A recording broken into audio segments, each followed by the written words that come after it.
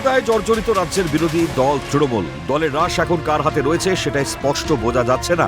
খাতায় কলমে সভানেত্রী মমতা হলেও বঙ্গ বিধানসভায় পরিষদীয় দলের নেতৃত্ব দিচ্ছেন তৃণমূল থেকে বহিষ্কৃত ঋতব্রত বন্দ্যোপাধ্যায়।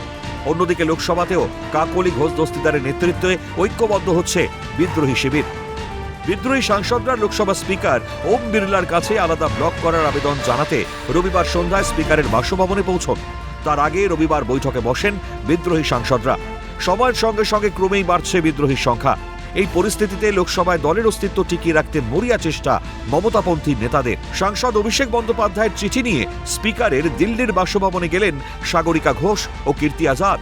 বিদ্রোহী ব্লক করার কোনো আইনি বৈধতা নেই, স্পিকারকে জানান তারা।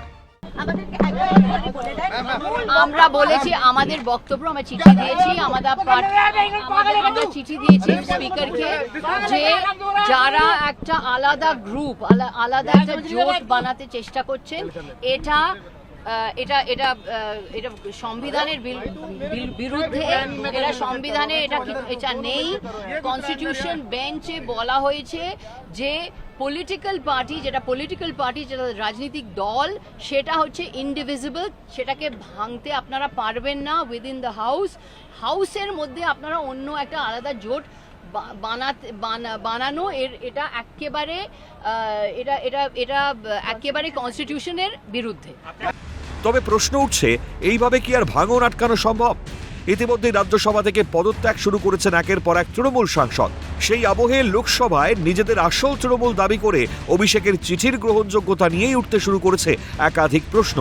কারণ লোকসভায় ২৮টি আসনের মধ্যে বিদ্রোহী শিবিরের সাংসদ সংখ্যা ২০ অতিক্রম করেছে। মমতা অভিষেকের ঝুলিতে মেরে কেটে ৬। ফলে কারা আসল আর কারা নকল সেই নিয়ে কি আর অভিষেকের প্রশ্ন করা সাজে? ক্যালকাটা নিউজ।